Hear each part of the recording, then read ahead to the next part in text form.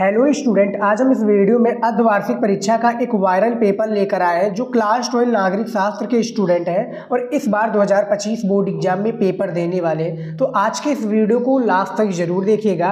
अर्धवार्षिक परीक्षा का वायरल पेपर है और ये पेपर में पूरा सोल्यूशन के साथ में बताने वाला हूँ, यानी हर एक प्रश्न का मैं उत्तर दूंगा। तो पेपर हल सहित पूरा रहेगा, कंप्लीट पेपर मैं बताऊँगा आपको। इससे आपके बोर्ड एग्जाम में काफ़ी क्वेश्चन पूछे जाएंगे जो अर्धवार्षिक परीक्षा के पेपर देने वाले हैं। ठीक है, तो वायरल पेपर है आप सभी के लिए। यहाँ पर आप देख सकते हैं स्टूडेंट, 2025 का ये पेपर है। नागरिक शास्त्र का पेपर कोड देख सकते हैं, 970 FH पेपर कोड है। समय आपका 3 घंटा 15 मिनट का रहता है। 15 मिनट पेपर को पढ़ने के लिए और 3 घंटा पेपर को हल करने के लिए। पूर्णांक नागरिक शास्त्र का 100 नंबर का होता है, जो कि आप देख सकते हैं स्क्रीन पर दिया हुआ है। ठीक है, निर्देश में सभी प्रश्न अनिवार्य होता है और ये जो निर्देश दिया होता है ना स्टूडेंट, ये पूरा आप लोग कंप्लीट पढ़ लीजिएगा। ठीक है, इसी के हिसाब से आप लोगों को बोर्ड एग्जाम में हर एक प्रश्न का उत्तर लिखना होगा कॉपी में। तो इसको सारी चीज़ें आप देख लीजिए। उसके बाद में देखिए, यहाँ पर मैं आपको 10 बहुविकल्पीय जो प्रश्न होता है डायरेक्ट वहीं से मैं स्टार्ट करके आपको बताता हूँ। सबसे पहला प्रश्न इसमें पूछा गया है कि वर्षा संधि का अगुआ देश कौन था। ठीक है, सबसे फर्स्ट क्वेश्चन है कि वर्षा जो संधि है इसका जो अगुआ देश था वो कौन था, ये आप लोगों को बताना है। यहाँ पर देख सकते हैं स्क्रीन पर 4 ऑप्शंस दिए हुए हैं। ठीक है, इन्हीं 4 ऑप्शंस में कि इनमें से आपका एक करेक्ट आंसर है। तो इनमें से जो राइट आंसर हो जाएगा वो सी हो जाएगा, ग्रेट ब्रिटेन हो जाएगा। एक प्रकार से अगुआ देश यही था। पहले नंबर क्वेश्चन का सी राइट आंसर हो जाएगा। ठीक है, और इसमें देखिए वर्षा संधि को जो लागू किया गया था 14 मई, ठीक है 14 मई 1955 को लागू हुआ था। ठीक है, इसमें कुल 7 देश थे जो कि इसमें अगुआ देश थे। सबसे पहला ब्रिटेन था। ठीक है, तो पहले का सी राइट आंसर हो जाएगा। अगला क्वेश्चन देखिए, यहाँ पर 2 नंबर देखिए, बार्लिन की दीवार कब बनाई गई और कब गिराई गई, ये क्वेश्चन दोनों पूछा जाएगा। तो बार्लिन की जो दीवार बनी थी स्टूडेंट, वो बना था आपका 13 अगस्त 1961 को। ठीक है, 13 अगस्त 1961 को बार्लिन की दीवार बनाई गई थी। इसको तोड़ा कब गया था, ये भी बोर्ड एग्जाम में क्वेश्चन पूछा जाएगा। तो 9 नवंबर को। ठीक है, 9 नवंबर 1989 को ये दीवार तोड़ दी गई थी। ठीक है, ये आपको याद रखना है। बार्लिन की दीवार किसका परिचय है स्टूडेंट, तो ये जो है साम्यवादी का परिचय है। ठीक है, तो आपका दूसरे क्वेश्चन का जो क्वेश्चन का राइट आंसर हो जाएगा वो बी हो जाएगा, 13 अगस्त 1961। ठीक है स्टूडेंट, अगला क्वेश्चन देखते हैं। सारे क्वेश्चन का मैं आंसर बताऊंगा, आपको कंप्लीट जानकारी दूंगा। 3 नंबर क्वेश्चन है कि वर्ष 1975 में जब आपातकाल की घोषणा की गई उस समय भारत के प्रधानमंत्री कौन थे, तो इंदिरा गांधी जी थी उस समय के प्रधानमंत्री। ठीक है, अब देखिए स्टूडेंट, जो 75 में यानी 1975 में जब आपातकाल लागू हुआ तो ये 25 जून, याद रखिएगा 25 जून 1975 को आपातकाल लागू हुआ था। अधिकार किसके पास होता है, बोर्ड एग्जाम में ये भी क्वेश्चन पूछा जाएगा कि आपातकाल लागू करने का अधिकार किसके पास होता है, तो वो राष्ट्रपति के पास होता है। और उस समय के राष्ट्रपति कौन थे, फरुखुद्दीन, याद रखिएगा फरुखुद्दीन। ठीक है, फरुखुद्दीन अली अहमद जो कि राष्ट्रपति थे और उन्होंने ही इंदिरा गांधी के प्रस्ताव के, जो इंदिरा गांधी ने कहा उनसे कि आपातकाल लागू लगा दीजिए। ठीक है, तो 21 जून, याद रखिएगा 25 जून आपका 25 जून 1975 को इन्होंने आपातकाल क्या घोषणा कर दी थी।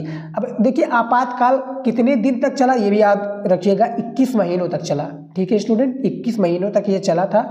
आपातकाल का अंत कब हुआ, यानी खत्म कब हुआ, यानी हटाया कब गया, तो 21 जून। देखिए आपका 25 मार्च 1975 को आपातकाल लागू हुआ था, ये हटा था आपका 21 मार्च। ठीक है, 21 मार्च 1977 को, 21 मार्च 1977 को ये हट गया था। तो ये याद रखिएगा आप लोग। उसके बाद में देखिए अगला क्वेश्चन 4 नंबर, पृथ्वी सम्मेलन किस वर्ष आयोजित हुआ, तो पृथ्वी सम्मेलन जो है ब्राजील के रियो डी जनेरियो में आयोजित हुआ था। याद रखिएगा वर्ष 1992 में रियो डी जनेरियो में 190 से अधिक देशों ने भाग लिया था उसमें, और हजारों स्वयंसेवी लोग ने भी भाग लिया था, यानी जो लोग होते हैं ना इंपॉर्टेंट लोग, उन्होंने भाग लिया था। ब्राजील के रियो डी जनेरियो में ये हुआ था आयोजन। ये बेसिकली जो आयोजन हुआ था बेसिकली पर्यावरण से संबंधित जानकारी के लिए 1992 में ब्राजील में हुआ था। ठीक है, अगला क्वेश्चन है यहाँ पर 5 नंबर। देखिए 5 नंबर क्वेश्चन है कि भारत के मिल्क मैन के रूप में किसे जाना जाता है, तो वो डॉक्टर वारगीज कुरियन को जाना जाता है। यानी 5 नंबर का ए विकल्प आपका बिल्कुल सही हो जाएगा। अगला क्वेश्चन है यहाँ पर 6 नंबर, सोवियत संघ का विघटन कब हुआ था स्टूडेंट? तो सोवियत संघ का जो विघटन हुआ था 25 दिसंबर 1991 को हुआ था। ठीक है, इनमें से सी विकल्प राइट आंसर हो जाएगा 25 दिसंबर। ठीक है, 25 दिसंबर 1991 को जो है 15 देश टूटकर अलग हो गए थे। कब हुआ था?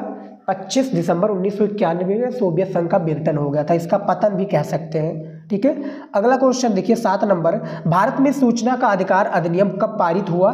ठीक है, तो ये जो पारित हुआ था स्टूडेंट, ये आपका वर्ष 2005 में पारित हुआ था।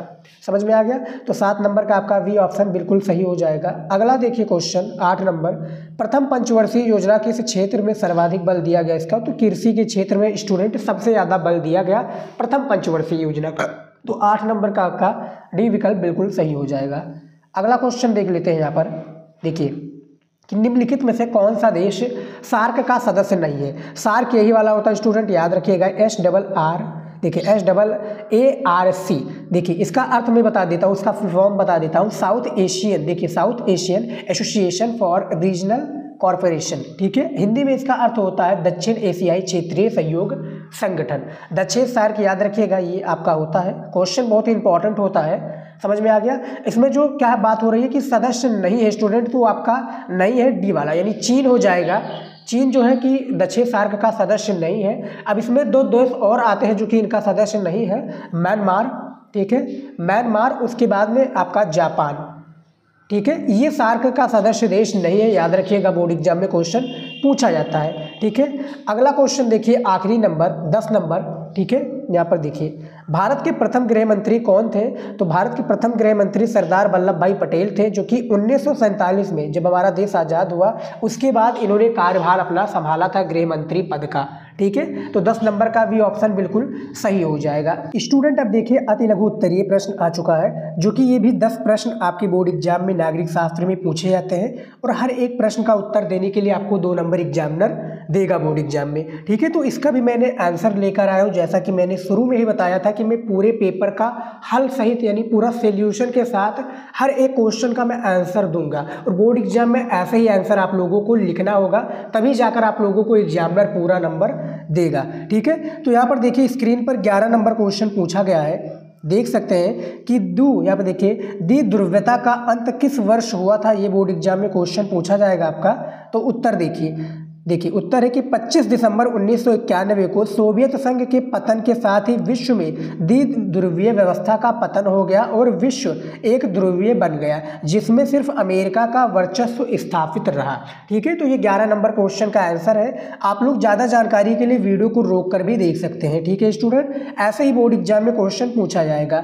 12 नंबर क्वेश्चन है कि आसियान के संस्थापक सदस्य देशों का नाम लिखिए। तो उत्तर देखिए, वर्ष 1967 में 5 देशों ने बैंकॉक घोषणा पत्र पर हस्ताक्षर कर दक्षिण पूर्वी एशियाई संगठन आसियान की स्थापना की। ये 5 देश क्रमशः मलेशिया, इंडोनेशिया, फिलीपींस, सिंगापुर और थाईलैंड थे। ठीक है, तो आसियान के जो संस्थापक सदस्य देशों का नाम है ये है, देख सकते हैं। इसका देखिए स्टूडेंट, जो अति लघु उत्तरीय प्रश्न है, नागरिक शास्त्र में 10 शब्दों में इसका आंसर यानी उत्तर लिखना होता है। ठीक है, जिसके लिए एग्जामिनर आपको 2 नंबर देगा। 13 नंबर क्वेश्चन देखिए यहाँ पर, ये देखिए, संयुक्त राष्ट्र सुरक्षा परिषद के किन्हीं 4 अस्थायी सदस्य देशों का नामोल्लेख कीजिए। तो उत्तर देखिए इसका, ठीक है, यहाँ पर देखिए, हाँ ये देखिए उत्तर है संयुक्त राष्ट्र सुरक्षा परिषद के स्थायी सदस्य देश अमेरिका, रूस, ब्रिटेन, फ्रांस और चीन है। सुरक्षा परिषद में 1 जनवरी 1966 से 15 सदस्य हैं, जिनका 5 अस्थायी, यहाँ पर देखिए, जिनमें 5 स्थायी एवं 10 अस्थायी सदस्य हैं। ठीक है, 5 अस्थायी देश के नाम जैसे आपका चीन, रूस, अमेरिका, फ्रांस और एक और हो जाएगा आपका स्टूडेंट, आप लोग कमेंट में बताइएगा। 5 ही स्थायी सदस्य देश हैं। ठीक है, और जो है आपका ब्रिटेन शायद हो जाएगा या लंदन हो जाएगा, 5 यूके हो जाएगा, यूनाइटेड किंगडम। ठीक है, 5 आपका स्थायी सदस्य है और 10 जो है अस्थायी सदस्य हैं। ठीक है, तो ये संयुक्त राष्ट्र सुरक्षा परिषद के 4 देशों का हमें एक प्रकार से नामोल्लेख करना था। तो यहाँ पर देख सकते हैं ब्रिटेन, फ्रांस और चीन, अमेरिका, रूस, ये 5 देश हैं इसके। ठीक है, तो ये समझ में आ गया।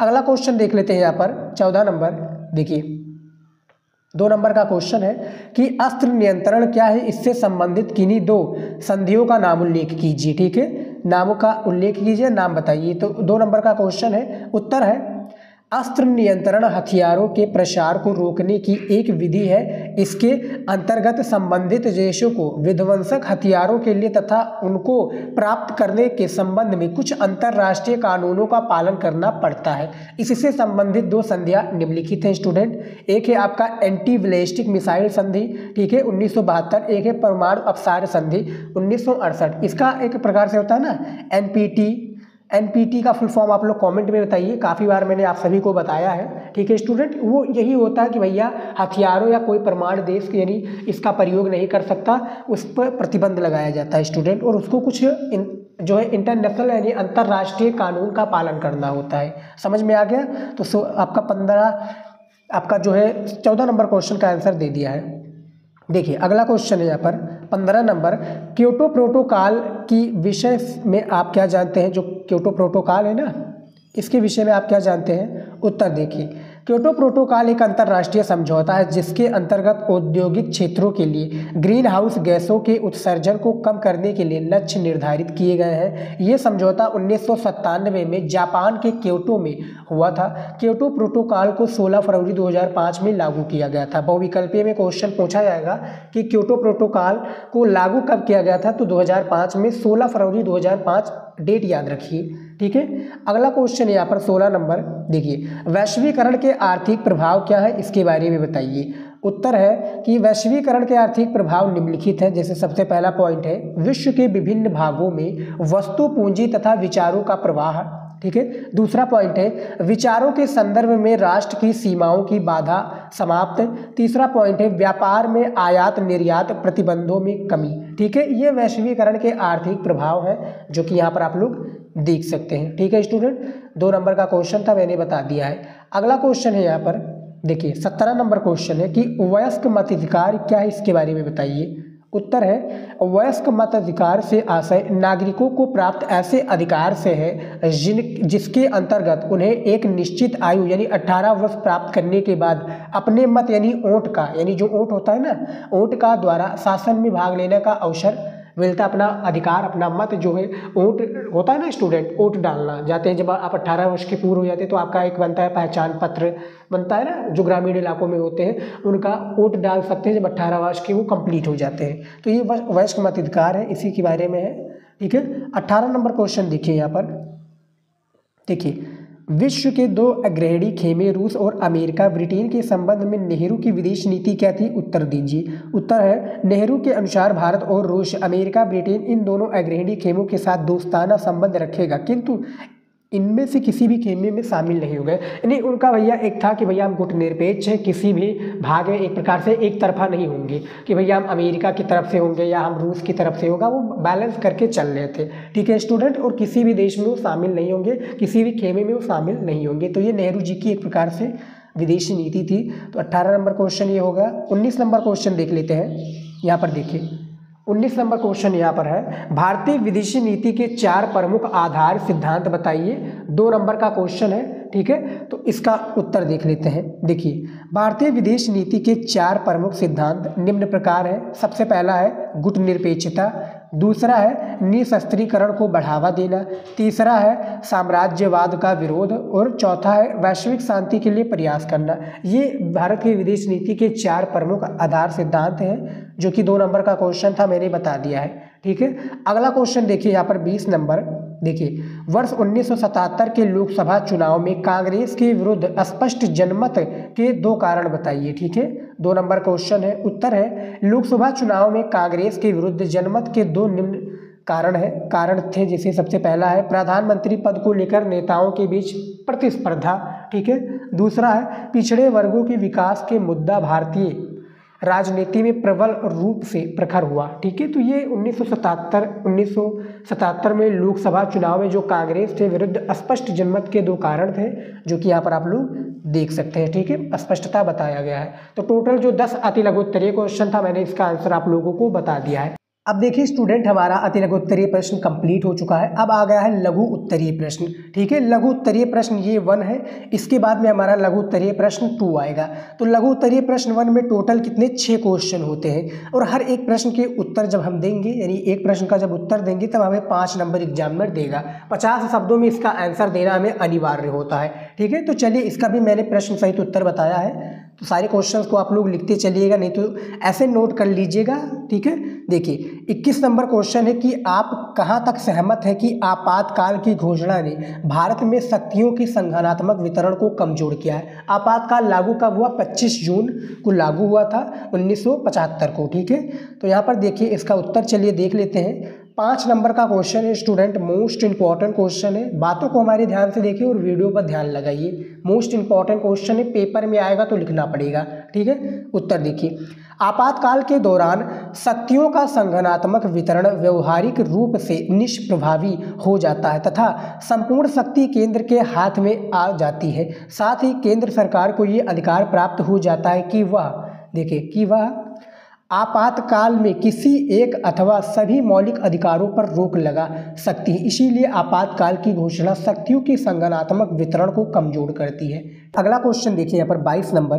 ठीक है, देखिए 22 नंबर क्वेश्चन पूछा गया कि नर्मदा बचाओ आंदोलन ने नर्मदा घाटी की बांध परियोजनाओं का विरोध क्यों किया, इसके बारे में बताना है। ठीक है, 5 नंबर का क्वेश्चन है और मॉडल पेपर का ये इंपॉर्टेंट क्वेश्चन है। तो उत्तर देखिए, सरकार द्वारा शुरू की गई बहुउद्देशीय परियोजना में से होने वाली नकारात्मक प्रभावों के कारण नर्मदा घाटी की बांध परियोजना का विरोध निम्नलिखित कारणों से हुआ। ठीक है, पॉइंट इसमें दिया हुआ है। सबसे पहला पॉइंट है, इस बांध के निर्माण के कारण 245 गांव डूबने वाले क्षेत्र के अंतर्गत आ रहे थे। ठीक है, उसके बाद में देखिए, बांध का निर्माण होने से वहां रहने वाले लगभग 2.5 लाख स्थानीय लोगों के पुनर्वास की समस्या उत्पन्न हुई तथा सरकार द्वारा उस समय पुनर्वास की कोई विशेष व्यवस्था नहीं की गई थी, यानी भैया देख रेख की कोई व्यवस्था नहीं की गई थी। उसके बाद में देखिए, इस आंदोलन का केंद्रीय विषय यह था कि बांधों के निर्माण जैसी परियोजनाओं से पूर्व लागत लाभ का विश्लेषण किया जाना चाहिए। ठीक है स्टूडेंट, तो ये जो क्वेश्चन पूछा गया था कि नर्मदा बचाओ आंदोलन, ठीक है, कि नर्मदा बचाओ आंदोलन ने नर्मदा घाटी की बांध परियोजनाओं का विरोध क्यों किया, इसके बारे में आप यहाँ पर देख सकते हैं। ठीक है, स्क्रीनशॉट ले सकते हैं, कोई वो नहीं है स्टूडेंट इशू, आप लोग आराम से ले सकते हैं। सारी चीज़ों को स्टेप बाय स्टेप वीडियो को रोककर समझ सकते हैं। ठीक है, जब आप समझ लेंगे तो क्वेश्चन का आंसर आप अपने शब्दों में भी एग्जामिनर को समझा सकते हैं। ठीक है, तो चलिए देख लेते हैं अगला क्वेश्चन। यहाँ पर 23 नंबर क्वेश्चन देखिए 23 नंबर क्वेश्चन है कि सोवियत संघ के विघटन के बाद क्या परिणाम हुए, इसके बारे में बताना है। ठीक है, सोवियत संघ का जो विघटन हुआ इसके बाद में क्या परिणाम हुआ, इसके बारे में बताना है हमें। 5 नंबर का क्वेश्चन है, मोस्ट इंपॉर्टेंट। देखिए उत्तर देखिए, सोवियत संघ के विघटन के बाद निम्नलिखित परिणाम सामने आए। जैसे सबसे पहला पॉइंट है, द्विध्रुवीयता का अंत हो जाने से शीत युद्ध की समाप्ति हो गई। ठीक है, और अमेरिका और सोवियत संघ के बीच जारी विचारात्मक लड़ाई का अंत हो गया। ठीक है, दूसरा पॉइंट है इसमें कि विश्व व्यवस्था के शक्ति संतुलन में बदलाव आया, जो शक्ति संतुलन है इसमें बदलाव आया। तीसरा पॉइंट है, स्वतंत्र राष्ट्रों के राष्ट्र कुल का सृजन हुआ आदि। उसके बाद में है यहाँ पर, तो यानी केवल क्या है, 3 ही पॉइंट है जो कि विघटन के बाद क्या परिणाम हो इसके बारे में बताना था। टोटल 5 नंबर का क्वेश्चन था, इसका आंसर आप लोग देख सकते हैं। ठीक है, अब चलिए देख लेते हैं अगला क्वेश्चन यहाँ पर 24 नंबर। ये भी मोस्ट इंपॉर्टेंट क्वेश्चन है। देखिए, बांग्लादेश के उदय के मुख्य कारण बताइए। बहुत ही इंपॉर्टेंट क्वेश्चन है, बांग्लादेश के उदय का मुख्य कारण। ठीक है, 5 नंबर का क्वेश्चन है। उत्तर देखिए, उत्तर है वर्ष 1971 में पूर्वी पाकिस्तान में गृह युद्ध शुरू हो गया, जिसका कारण पश्चिमी पाकिस्तान की नीतियां थी। बांग्लादेश का उदय इन्हीं नीतियों के परिणाम था। ठीक है, जिसके कारण निम्नलिखित है। देखिए, सबसे पहला अयूब जो खां है, इसकी बुनियादी लोकतंत्र के प्रति पाकिस्तानी का मोह भंग होना। दूसरा है पूर्वी और पश्चिमी पाकिस्तान की भौगोलिक दूरी के कारण दोनों भागों की संस्कृति में अंतर होना। भैया वहाँ के लोग बंगाली जानते थे तो वहाँ के लोग उर्दू कहते थे कि आप सीखो। ठीक है, तो दोनों देशों का भंग होना। उसके बाद में देखिए, वर्ष 1970 के चुनाव के बाद पाकिस्तान के सैनिक शासकों ने बंगालियों की न्यायोचित मांगों को ठुकराना और वर्ष 1971 में गृह युद्ध के कारण लाखों शरणार्थियों को भारत आना और भारत द्वारा उन्हें शरण देना। तो भैया भारत और बांग्लादेश का युद्ध जो कि पूर्वी और पाकिस्तान के मध्य चल रहा था। पूर्वी पाकिस्तान जो कि प्रेजेंट टाइम में बांग्लादेश बन चुका है, 1971 में भैया आज़ाद हुआ था।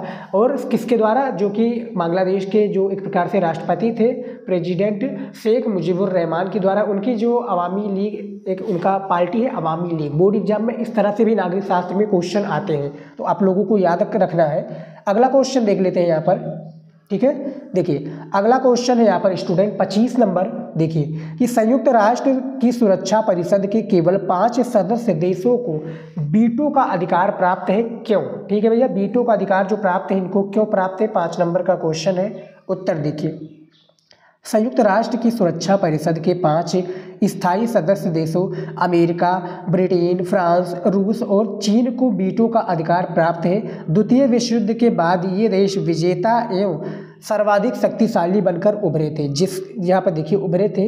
इसके अतिरिक्त द्वितीय विश्व युद्ध के बाद दुनिया में स्थिरता कायम करने के लिए, देखिए दुनिया में स्थिरता कायम करने के लिए संयुक्त राष्ट्र संघ के घोषणा पत्र में 5 स्थायी सदस्य देशों को विशेष अधिकार दिया गया। ठीक है, 5 स्थायी सदस्य कौन थे? ब्रिटेन, ठीक है, ब्रिटेन, फ्रांस, अमेरिका, रूस और एक और आपका हो जाएगा। देखिए कौन हो? अमेरिका, रूस, ब्रिटेन, फ्रांस, ठीक है, चीन। ये 5 जो है स्थायी सदस्य थे, ठीक है स्टूडेंट, और 10 अस्थायी सदस्य। 5 नंबर का क्वेश्चन था, मैंने बता दिया। अगला क्वेश्चन देखिए यहाँ पर 26 नंबर, मोस्ट इंपॉर्टेंट क्वेश्चन है 5 नंबर का। उड़ीसा के पोस्को लौह इस्पात संयंत्र की स्थापना में से स्थानीय लोग क्यों डर रहे थे या डरे थे, इनके बारे में बताइए। तो उत्तर देखिए, भारत के उड़ीसा राज्य में लगने वाले पोस्को लौह इस्पात संयंत्र की स्थापना के दौरान वहाँ के लोगों का विरोध, भय एवं संघर्ष निम्न प्रकार थे। देखिए, महत्वपूर्ण लौह अयस्क भंडार आदिवासी बहुल एवं अविकसित क्षेत्रों में स्थित थे। आदिवासियों को भय था कि इस्पात संयंत्र लगाए जाने पर वो अपने घर तथा आजीविका से वंचित हो जाएंगे, इसीलिए उनके द्वारा देखिए संयंत्र लगाए जाने का लगातार विरोध किया गया। ठीक है, सबसे पहला पॉइंट इसमें कि एक अन्य तथा भय पर्यावरण की सुरक्षा को लेकर था। उद्योग एवं खनन से होने वाले पर्यावरण प्रदूषण के प्रति पर्यावरणीय, यहाँ पर देखिए पर्यावरणविद भी चिंतित थे। ठीक है, तो ये क्वेश्चन जो था हमारा 26 नंबर, तो इसका भी मैंने आंसर दे दिया है। और ऐसा ही क्वेश्चन आप लोगों के बोर्ड एग्जाम में पूछा जाएगा, तो मैंने इसका भी आंसर बता दिया आप लोगों को। ठीक है स्टूडेंट, टोटल 6 क्वेश्चन था, 5 नंबर का प्रत्येक क्वेश्चन था। अब चलिए देख लेते हैं अगला टाइप के क्वेश्चन।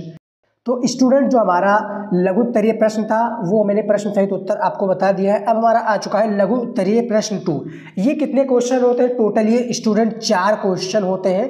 4 क्वेश्चन बोर्ड एग्जाम में पूछे जाते हैं और प्रत्येक प्रश्न का उत्तर आपको जब देना है 100 से लेकर 125 शब्दों में जब आप उत्तर देंगे तब जाकर आपको 6 नंबर एग्जामिनर देगा एक प्रश्न पर, जब आप 100 से लेकर 125 शब्दों में इसका आंसर देंगे। ठीक है, टोटल 4 ही क्वेश्चन पूछे जाते हैं नागरिक शास्त्र में। देखिए यहाँ पर देखिए 27 नंबर क्वेश्चन पूछा गया स्टूडेंट कि शीत युद्ध के दौरान भारत की क्या भूमिका थी, इसके बारे में इसका आंसर देना है। तो मैंने अपने चैनल पर इसका आंसर दे दिया है। ठीक है स्टूडेंट, याद रखना है शीत युद्ध के दौरान भारत के में क्या भूमिका थी। तो ये जो क्वेश्चन है किस चैप्टर से लिया गया मैं बता दूं आपको, 2 ध्रुवीयता का अंत। अब कौन सा चैप्टर है ये आप लोग बताइएगा। ठीक है, आप लोग इतने दिन से तैयारी कर रहे हैं नागरिक शास्त्र की, तो 2 ध्रुवीयता के अंत चैप्टर से लिया गया क्वेश्चन है आपका 27 नंबर। 28 नंबर क्वेश्चन देखिए यहाँ पर, देखिए आसियान की स्थापना के क्या उद्देश्य थे, ये अपने उद्देश्यों में कहाँ तक सफल हुआ, इसके बारे में बताना है। ठीक है, तो जो आपका क्वेश्चन है सत्ता के वैकल्पिक केंद्र जो चैप्टर है उससे लिया गया क्वेश्चन है, आप लोगों को तैयार कर लेना है। ठीक है स्टूडेंट, उसके बाद में देखिए अगला क्वेश्चन यहाँ पर 29 नंबर। देखिए पंचशील के प्रमुख सिद्धांतों की व्याख्या कीजिए। इसने चीन और भारत के बीच संबंधों को कैसे आगे बढ़ाया, इसके बारे में आप लोगों को बताना है। ठीक है, तो देखिए चैप्टर का नाम मैं बता देता हूँ आपको। हालांकि देखिए चैप्टर का नाम आपका हो जाएगा जो आपका सेक्शन बी यानी खंड खा का तीसरा चैप्टर है, नियोजित विकास की राजनीति। उससे ये चैप्टर से 29 नंबर क्वेश्चन लिया गया है। इसका भी आंसर आपको क्वेश्चन बैंक नहीं तो बुक में मिल जाएगा। नहीं तो आप लोग बुक और क्वेश्चन बैंक से नहीं देखना चाहते हैं, नहीं इसका आंसर तैयार करना चाहते हैं, तो सिंपल सा आप हमारे चैनल पर विजिट कीजिए, इसका आंसर मैंने कंप्लीट दिया हुआ है। ठीक है, नहीं तो बाय शिवम स्टडी नॉलेज लिखेंगे आपको वो वीडियो मिल जाएगा। अगला क्वेश्चन देख लेते हैं यहाँ पर 30 नंबर। ठीक है, दूसरी पंचवर्षीय योजना के दौरान कृषि बनाम उद्योग का मुख्य विवाद क्या था, व्याख्या कीजिए। ठीक है। ये भी मोस्ट इंपॉर्टेंट क्वेश्चन है हमारा 30 नंबर, ठीक है स्टूडेंट। अब इसका आंसर देखिए कहाँ पर मिलेगा, ये भी आप लोग बताइएगा किस पर मिलेगा स्टूडेंट। नियोजित विकास की राजनीति, जो कि आपका तीसरा चैप्टर है सेक्शन बी का। तो ये टोटल जो क्वेश्चन था 4, इसका आंसर मैंने अपने चैनल पर दिया हुआ है, तो आप लोग जाकर तैयार कर लीजिएगा, ठीक है। अब हमारा आ जाता है दीर्घ उत्तरीय प्रश्न, ठीक है। यहाँ पर देखिए दीर्घ उत्तरीय प्रश्न आ गया है। टोटल ये स्टूडेंट कितने क्वेश्चन पूछे जाते हैं, ये टोटल स्टूडेंट क्वेश्चन जो पूछे जाते हैं, टोटल 2 क्वेश्चन पूछे जाते हैं और आपको 2 ही क्वेश्चन का आंसर देना है, जिसके लिए एक क्वेश्चन पर आपको 8 नंबर दिया जाएगा, ठीक है। समझ में आ गया। अब देखिए यहाँ पर जो क्वेश्चन दिया हुआ है 31 नंबर, देखिए 31 नंबर क्वेश्चन दिया हुआ है और मोस्ट इंपॉर्टेंट क्वेश्चन है कि किन बातों के कारण गोर्बाचेव सोवियत संघ में सुधार के लिए बाध्य हुए, इसके क्या कारण या क्या परिणाम हुए। देखिए सोवियत जो गोर्बाचेव है वो कौन है, वो है भैया सोवियत संघ के राष्ट्रपति, प्रेसिडेंट थे, ठीक है। इन्होंने भैया जो 15 देश थे उसमें सुधार नहीं ला पाए, जिसके कारण उनका विघटन हो गया था, ठीक है। तो चैप्टर आपका जो चैप्टर है 2 ध्रुवीयता का अंत, इससे लिया गया क्वेश्चन है, अथवा लग कर लिया है। चाहे आप ये वाला क्वेश्चन कर लीजिएगा, बोर्ड एग्जाम की मैं बात कर रहा हूँ कि जनता पार्टी ने वर्ष 1977 में शाह आयोग को नियुक्त किया था। इस आयोग की नियुक्ति क्यों की गई और इसके क्या निष्कर्ष थे, यानी इसके क्या परिणाम निकले, इसके बारे में आपको बेसिकली बताना रहेगा बोर्ड एग्जाम में, ठीक है। तो दोनों में से किसी एक को क्वेश्चन को बोर्ड एग्जाम में करना है, लेकिन मेरी आप बात मानिए तो पूरे क्वेश्चन को अभी तैयार कर लीजिए, ठीक है। पेपर से पहले इन सारे क्वेश्चन को चाहे अथवा लगाओ या नहीं लगाओ, सभी को कंप्लीटली आपको तैयार कर लेना है। अगला क्वेश्चन यहाँ पर दिया हुआ है 32 नंबर क्वेश्चन कि शार्क थेरेपी क्या थी और इसके क्या परिणाम हुए, विवेचना कीजिए, ठीक है। 8 नंबर का एक क्वेश्चन है। अब देखिए शार्क थेरेपी क्या थी, इसके क्या परिणाम निकले। आपका चैप्टर का नाम वही है स्टूडेंट, 2 ध्रुवीयता का अंत, तैयार कर लीजिएगा, ठीक है। अथवा लगा है, ठीक है, इसमें अथवा लगा है, ये आप लोगों को याद रखना है। अगला क्वेश्चन है कि आपातकाल के बाद भारतीय राजनीति में क्या परिवर्तन आए, समीक्षा कीजिए। तो चैप्टर का नाम है लोकतांत्रिक व्यवस्था का संकट, चैप्टर नंबर 6 है सेक्शन बी का, ठीक है। तो तैयार कर लीजिएगा। टोटल चारों क्वेश्चंस को आप लोगों को तैयार कर लेना है, चाहे अथवा लगा हो नहीं लगा हो। बोर्ड एग्जाम में आएगा तो करना आपको दीर्घ उत्तरीय में से केवल 2 ही प्रश्न को है, ठीक है। तो ये क्वेश्चंस को आप लोग तैयार कर लीजिएगा, बोर्ड एग्जाम में क्वेश्चंस पूछे जाएंगे, ठीक है स्टूडेंट। तो ये सारे क्वेश्चन का मैंने आंसर दे दिया है। फिलहाल जो क्वेश्चन का आंसर मैंने नहीं बताया, हमारे चैनल पर वीडियो मिल जाएगा। तो फिलहाल स्टूडेंट आज के इस वीडियो में इतना ही।